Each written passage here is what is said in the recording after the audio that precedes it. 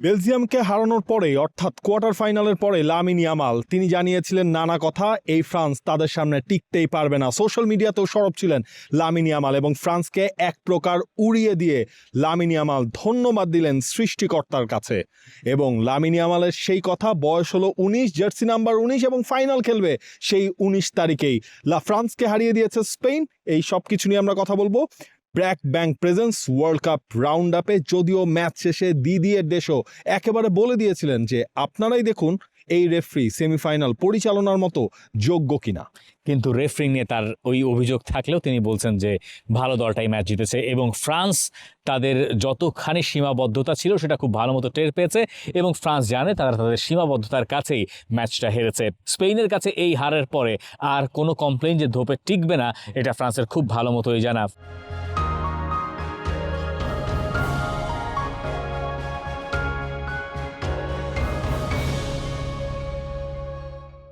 ফ্রান্সের মিডফিল্ডে দিন কোনো রকম কোনো কাজে দেয় নাই, আর স্পেন মাস্টার ক্লাস দেখিয়েছে। স্পেন ম্যাচের শুরু থেকে শেষ পর্যন্ত তটস্থ রেখেছে ফ্রান্সকে, আর তারা ডিজার্ভিংলি ফাইনালে চলে গেছে এবং এবার তারা বিশ্বকাপে এককভাবে সম্ভবত ফেভারিট। ফাইনালে যখন এই কাছ থেকে মানে এই ব্র্যাকেট থেকে দু দলের এক দল চলে যায় তখন আপনি পরিষ্কার যে এইখানে ফেভারিট আসলে কারা। 2010 যেভাবে তারা আসলে শুরু করেছিল ফার্স্ট ম্যাচে খেই হারিয়ে, 2026 এসেও তেমনভাবেই শুরু করলো এবং 16 বছর পর স্পেন কিন্তু পৌঁছে গেল বিশ্বকাপের ফাইনালে। এবং ফাইনালে তারা কিভাবে পৌঁছালো, যেই দলটাকে বলা হচ্ছে এবারের বিশ্বকাপের, শুধু আসলে বলার জন্য বলা না, পারফরমেন্সের জন্যই বলা হচ্ছিল এবারের বিশ্বকাপের সবচেয়ে ফেভারিট তারা। তাদের যেই অ্যাটাকিং ট্রায়ো রয়েছে বা 4 জনের যেই শেপ রয়েছে, 16টা গোল তারা করেছে, তাদেরকে স্পেন কিভাবে আটকাবে? স্পেন সেভাবেই আটকালো যেটা তাদের সবচেয়ে শক্তির জায়গা ছিল। দুইটা জিনিস বলা হচ্ছিল মানে এটা বিশ্বকাপ শুরুর আগে থেকেই যে স্পেন ফ্রান্স দুটো দলই ফেভারিট এবং সেখানে যদি ফ্রান্স কোনো জায়গায় আটকায় সেখানে তারা আটকাবে স্পেনের কাছে। এটা আর্সেন ওয়েঙ্গারেরও কথা এবং এটা মোটামুটি প্রতিষ্ঠিত। এরপরে এই কথা মানুষের মুখে মুখে ছড়িয়েছে, সবাই এটা বিশ্বাসও করেন অনেকটা। কারণ কি, মানে এইখানে কারণ হচ্ছে যে ফ্রান্সের মিডফিল্ড যে খানিকটা দুর্বল সেটা স্পেনের মিডফিল্ডাররা ওভারকাম করে যেতে পারেন, তাদেরকে এইখানে আনডান করে দিতে পারেন এবং শেষ পর্যন্ত তাই হয়েছে। মানে ফ্রান্সের যে মিডফিল্ড ছিল সেটা আসলে রদ্রির সামনে বা ফাবিয়ান রুইজের সামনে অথবা আরও পেছনে আমরা যাব মানে পেদ্রো পোরো, মার্কো কোরেয়া, এদের সামনে দাঁড়াতেই পারেনি। এই কারণে তাদের যে ফ্রন্ট লাইন ফ্রান্সের তারা আসলে এই ম্যাচে ঝিমিয়েই পড়েছে। কারণ আপনার খেলাটা ডিকটেট করেছেন রদ্রিও এর আগে দ্য গার্ডিয়ানের একটা ইন্টারভিউ দিয়েছিলেন, যে ইন্টারভিউতে তিনি বলছেন ফ্রান্সের দলটা খুব ভালো, ফ্রান্স বিশ্বকাপ জিততে পারে, কিন্তু আমরা জানি আমরা ফ্রান্সকে হারাতে পারবো। এই কথাগুলো স্পেন যে আসলে শুধুমাত্র বলার জন্য বলে নাই, বিশ্বাস থেকে বলে নাই, তারা যে জানতো যে কি করে ফ্রান্সকে আটকাতে হবে সেটা আপনি সবার কথা শুনলে একটু একটু বুঝতে পারবেন। মানে লামিন ইয়ামালের ওই কথাবার্তাগুলো বা তার যে সোশ্যাল মিডিয়া অ্যাক্টিভিটিসগুলো, এটা যে অতি আত্মবিশ্বাস না, এটা যে তাদের ভেতরে থাকা বিশ্বাস নিজেদের অবস্থানের প্রতি, ফ্রান্স কেমন কিছু না, নিজেদের সামর্থ্যের প্রতি নিজেদের যে গাঢ় বিশ্বাস, এইটাই আসলে স্পেনকে ফাইনালে তুলে দিয়েছে। আমরা অনেক সময় বলি যে স্পেনের এই ফুটবল কি আসলে আরেকটু ডিরেক্ট হওয়া যায় কিনা, এই সেই হাবি যাবে, সেগুলো হয়তো ছোট দলগুলোর সঙ্গে স্ট্রাগল করে, কিন্তু ফ্রান্সের মতো দলের সঙ্গে তরতর করে মানে একদম এত ইজে যে স্পেন এই ম্যাচটা উঠতে যাবে এটা হয়তো অনেক সময় কল্পনা করা যায় নাই, কিন্তু ফ্রান্স আসলে দাঁড়াতেই পারে নাই। দেখেন এই জায়গাটায় বলা হয় কি যে ঘড়ি কোন দিকে ঘুরবে এটাও তো ফিক্স, মানে ক্লক ওয়ার্ক যেটাকে বলা হয়, একেবারে পুরোপুরি পারফেক্ট। স্পেনের এই খেলা দেখলে আপনি বলবেন হচ্ছে ক্লক ওয়ার্কের সেই অ্যাক্টিভিটিসেই আপনি দেখলেন। সেখানে কি হয় যে আপনি জানেন এ ওকে পাস দিচ্ছে, ও জানে আমি এই মুভমেন্টে বল পাচ্ছে এবং সেখান থেকে তার ডিস্ট্রিবিউশন চ্যানেলগুলো ওপেন হয়ে যায়। একেবারে কমপ্লিট এই সেট আপেই স্পেন টিমটাকে খেলতে দেখলাম। দেখেন স্পেন যখন আলটিমেটলি ম্যাচটায় লিড নিল, কখনো তারা কিন্তু একবারও ভাবে নাই যে আমরা হচ্ছে ডিপ সিট করব, সিট ব্যাক আমরা করব, আমরা হচ্ছে একটু ডিফেন্সিভ খেলবো, তার কোনো কিছুই কিন্তু হয়নি। স্পেনকে যেই মানে ঘরনার ফুটবল আমরা এবারের পুরো ওয়ার্ল্ড কাপ জুড়ে খেলতে দেখেছি, সেই কাজটাই কিন্তু তারা ফুল 90 মিনিটস করলো এবং এতেই কিন্তু ফ্রান্স ওই জায়গায় পরাস্ত না। আপনি কখন এটা ভাবতে পেরেছেন ম্যাচের 70-75 মিনিটস পর্যন্ত এই ফ্রান্সের এই অ্যাটাকিং টিমের কোনো অন টার্গেটে শট থাকবে না? কিছুই নাই। এখন এইটা ভাবনাটা বেশ কঠিন ছিল, এটা ম্যাচের আগে ভাবলে আপনি বিরাট বড় জ্যোতিষী, কিন্তু ম্যাচটা যেভাবে আমাদের আমাদের সামনে খুলেছে তাতে ব্যাপারগুলো বোঝা যাচ্ছিল যে ফ্রান্সের আত্মবিশ্বাস কি করে কমছে। ম্যাচের শুরুতে যখন ফ্রান্স একটা পেনাল্টি কনসিড করলো, লুকাস দিনিয়ে তার ক্যারিয়ারের সবচেয়ে বড় ম্যাচটা খেলতে নেমেছিলেন। লুকাস দিনিয়েকে দিদিয়ের দেশও এর আগেও দলে নিয়েছেন 2016 ইউরোতে বা 2014 বিশ্বকাপ, সেই সময়গুলোতে। এই বিশ্বকাপে তিনি তাকে আবার দলে রাখলেন, গত ইউরোতে তিনি দলে ছিলেন। দিনিয়ে জানতেন যে তার জন্য এটা হতে যাচ্ছে সবচেয়ে বড় পরীক্ষা, এবং সেই পরীক্ষায় তার প্রতিপক্ষ হচ্ছেন লামিন ইয়ামাল। এইখানে ফ্রান্স যেখানে ধরাটা খেলো হচ্ছে এই লুকাস দিনিয়ে এই বলটা একটা নামাতে চাইলেন, তিনি প্রথমে মাথা দিয়ে নামাতে চাইলেন। এই ধরনের জায়গায় মাথা দিয়ে যে বল নামানো যায় না, এটা তার জানার কথা, অজানা নয়। এটা তাকে রাতে আজ ঘুমাতে দেওয়ার কোনো কারণ দেখি না। তিনি দুঃস্বপ্নেও এটাই দেখবেন এবং এটা দেখেই তার ঘুমটা ভাঙবে। ওই জায়গাতে তিনি যে কিক করে বসলেন, বলটা নামার কথা, বলে তিনি কিক করবেন, বলেই তার কিক করার টার্গেট ছিল, ইন্টেনশন ছিল, কিন্তু লামিন ইয়ামাল অগত্যা চলে এসেছেন, পরে কিকটা গিয়ে তার গায়ে লাগলো, একদম পরিষ্কার পেনাল্টি কিক। এই যে একটা ভুল, এটা একদম নিছক ভুল মনে হতে পারে, কিন্তু এটা যে কত মারাত্মক ভুল এটা আসলে সবাই জানে। ফ্রান্সের এটা বিশ্বাস হওয়ার কোনো কারণ নাই যেখান থেকে তারা পেনাল্টি কনসিড করবে, এটা অবিশ্বাস লাগার মতো। একেবারে নিছক একটা ভুলে এই পেনাল্টিটা তারা কনসিড করলো, এবং ওই জায়গা থেকে আত্মবিশ্বাস ফ্রান্সের কমতে থাকলো।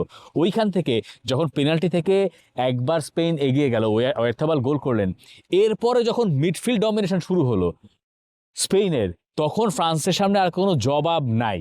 এবং জবাব না থাকা অবস্থায় তারা যখন উইলিয়াম সালিবাকে হারালো, ওই জায়গায় আসলে ডিসাইড হয়ে গেল এই ম্যাচে ফ্রান্সের আসলে পেরে ওঠার সামর্থ্য হওয়ার কথা নয়।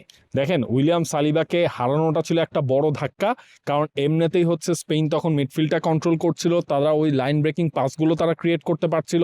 এবং এরপর যদি আপনি দেখেন এই জায়গায় আজকের ম্যাচে আমরা কি দেখলাম, যে মানু কোনোকে প্রথমে বসানো হলো, বসিয়ে হচ্ছে শোয়ামেনিকে খেলানো হলো, কিন্তু আদ্রিয়ান রাবিও মনে হয় তার ফ্রান্স ক্যারিয়ারেরই অন্যতম বাজে একটা দিন আজকে তিনি পার করলেন। প্রথমে ইয়েলো কার্ড দেখলেন, এবং ওই ম্যাচের এই ফার্স্ট হাফের মধ্যেই আপনি আদ্রিয়ান রাবিওর কাছ থেকে 5টা মিস পাস কনফার্ম দেখে ফেলেছেন।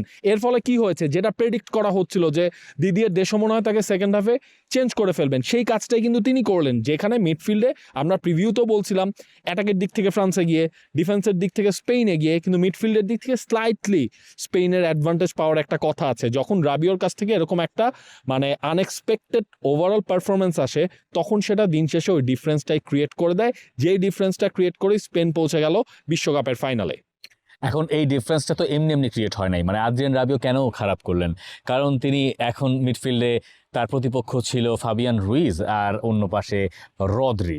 এখন রদ্রি একটা মাস্টার ক্লাস খেলা দিয়েছেন। এই রদ্রি সেই পুরনো রদ্রির কথা মনে করিয়ে দিয়েছেন। এই বিশ্বকাপে প্রতি ম্যাচে রদ্রি আস্তে আস্তে আস্তে আস্তে করে উন্নতি করছেন, এবং রদ্রি আজকে দেখিয়েছেন যে কেন তিনি ওয়ার্ল্ডের সেরিও বুস্কেটসের পরে কেন তিনি হচ্ছে তারই উত্তরসূরি। এই যেই জায়গায় গ্যাপটা হওয়ার কথা, ধরেন আমি দেখতে পাচ্ছি কিলিয়ান এমবাপে দৌড়ে একবার দুয়ে ওদিক যান পরের হাফে, তিনি সেই জায়গায় গিয়ে ব্লক করেন, তিনি যে বল ডিস্ট্রিবিউট করছেন, তিনি এই খেলার টেম্পো কন্ট্রোল করে দিয়েছেন, যেটা আদ্রিয়ান রাবিও, আপনি যদি চিন্তা করেন যে কোয়ালিটির কথা, স্বাভাবিক দৃষ্টিতে খোলা চোখে রদ্রি যদি তার কোয়ালিটির বেস্টটা দেন, এটা আদ্রিয়ান রাবিওর পেরে ওঠার কথা না, দিন শেষে তাই হয়েছে, বা ওই জায়গায় শোয়েমেনির পেরে ওঠার কথা না, এবং শেষ পর্যন্ত তাই হয়েছে। তার সঙ্গে ফাবিয়ান রুইজ যোগ দিয়েছেন, ফাবিয়ান রুইজ খেলছেন 8-এর রোলে, তিনি আরও সামনে গেছেন, ফ্রান্স তাতে আরও বেশি চাপে পড়েছে, এমনিতেই তাদের সেন্টার ব্যাক দুটো ভেঙে গেছে, তার উপরে লুকাস দিনিয়ে ওই ভুল করে তার আত্মবিশ্বাস পুরোপুরি হারিয়েছেন। এরপরে লামিন ইয়ামাল তাকে নাচিয়ে ছেড়েছেন। অন্য পাশে রাইট ব্যাকে জোল কোন্দে একটু সামনের দিকে যাওয়ার চেষ্টা করছিলেন, কিন্তু তিনিও আসলে একটা সময় পরে হ্যান্ডিক্যাপ্ট হয়ে গেছেন। ফ্রান্সের কাছ থেকে অ্যাটাক যে আসবে, ফ্রান্সের মিডফিল্ডই তো কাজ করে না, ফ্রান্স অ্যাটাকটা করবে কোত্থেকে? এবং এই জিনিসটাই দেখেন, মিডফিল্ডটা কাজ করিয়ে রদ্রি হচ্ছে আপনার এই সেমিফাইনালের আগেই রদ্রি হচ্ছে গিয়ে হায়েস্ট ডিস্টেন্স কাভারের পার্সেন্টেজ তার ছিল, সেই জায়গায় হায়েস্ট সাকসেসফুল পাসের পার্সেন্টেজ তার ছিল। 2024 সালে যখন স্পেন ইউরোটা জিতলো, সেই ইউরোতে রদ্রির পারফরমেন্সটাই তাকে শেষ পর্যন্ত ব্যালন ডিওরও জিতিয়েছিল। ব্যালন ডিওর একটা বড় ভূমিকা আলটিমেটলি পালন করলো। সেই রদ্রি যখন আপনার ইনজুরিতে পড়ে যায়, সিটির হয়ে তার রেগুলার খেলা হয় না, তারপর এই স্পেনের এই মিডফিল্ডে রদ্রি আলটিমেটলি সুযোগ পাবেন কিনা এটা নিয়েও কিন্তু কোয়েশ্চেন ছিল। গত সিজন তো তার খুব একটা ভালো যায় নাই। এরপরে এই বিশ্বকাপে এসে তিনি ইচ অ্যান্ড এভরি ম্যাচের পর সেই কাজটা আলটিমেটলি তিনি করতে পেরেছেন, নিজের নামের প্রতি সেই সুবিচারটা তিনি করতে পেরেছেন, এবং এর ফলে কি হলো, আরও একটা ম্যান অফ দ্য ম্যাচের পুরস্কারটাও স্পেনের হাতে দেখলেন আপনারা, রদ্রির হাতে দেখলেন সবাই। এবং দিন শেষে হচ্ছে রদ্রি ওই মিডফিল্ডের টেম্পোটা কন্ট্রোল একদম কমপ্লিটলি করেছে, এবং ফ্রান্স এই কারণেই আপনি ওই দেমবেলে বা হচ্ছে যে আপনার কিলিয়ান এমবাপ্পে কেউ ওইভাবে বলের সাপ্লাইটাই তাদের মিডফিল্ড থেকে তাদের কাছে পৌঁছাচ্ছিল না। বলের সাপ্লাই আবার যখন গেছে তখন হাজির হয়ে গেছেন মিস্টার মার্ক কুকুরেয়া। মানে মার্ক কুকুরেও সেই 2024-এর ইউরোর পারফরমেন্সের কথা মনে করে দিয়েছেন। কখনো উইংয়ে, কখনো বক্সের ভেতরে ডিফেন্ডিং কাহাকে বলে এবং একই সঙ্গে বলের সাপ্লাই সবকিছু মিলে লেফট ব্যাকের মাস্টার ক্লাস একটা পারফরমেন্স। রদ্রি যদি এই টিমের সেরা পারফর্মার হন তাহলে ওই স্পেন নিশ্চয়ই মেসির সঙ্গে দেখা করতে চাইবে বা চাইবে না, হু নোজ। যাই হোক, যা দাঁড়িয়েছে এরপরে মানে মার্ক কুকুরিয়া সুপার ছিলেন। অন্য পাশে পেদ্রো পোরো রাইট ব্যাক, তার বিশ্বকাপে 2টা গোল, একটা গোল করেছেন এবং পেদ্রো পোরো এখন তো সেটেল হয়েই গেছেন ওই রাইট ব্যাকের পজিশনে। কুবার্সি আর হচ্ছে একই সঙ্গে আইমারে ক্লাপোর্ট, এই দুজন মিলে কিলিয়ান এমবাপ্পেকে বোতলবন্দি করেছেন। যখন একবার অলিজে পেছনের দিকে যান, অলিজেকে মনে হয়েছে বড্ড হতাশ।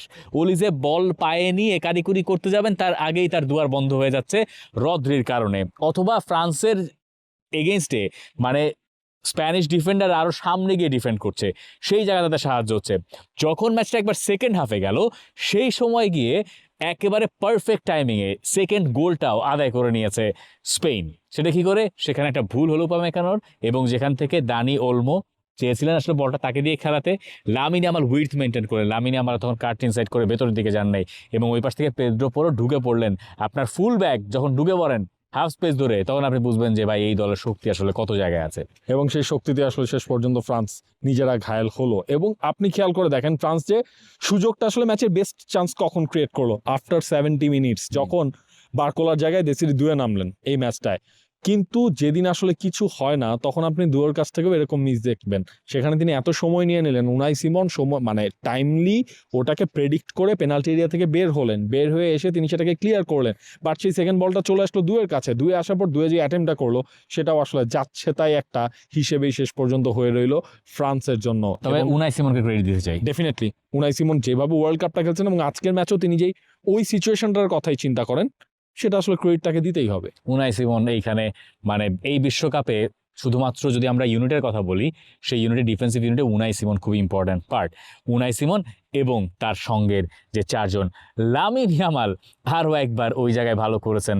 পরে যারা নেমেছেন, পরে অনেক পরে গিয়ে ফেরান তোরেস, পেদ্রি, যারা নিকো উইলিয়ামস ছিল, তারা সবাই শুধুমাত্র ম্যাচটাকে সি অফ করেছেন। কিন্তু এই ম্যাচে ফ্রান্স যে আসলে ভয়ের কারণ হতে পারে, স্পেন সেটা মনে করতে এক মুহূর্তের জন্যও দেয়নি, এবং শেষ পর্যন্ত ওই সেমিফাইনালে ডিজার্ভিংলি স্পেন জিতেছে এবং জিতে তারা বিশ্বকাপের ফাইনালে। For more updates, subscribe to our YouTube channel and click on the bell icon. Follow us on Facebook and Instagram. Download T-Sports app to enjoy exciting games and highlights. Visit tsports.com.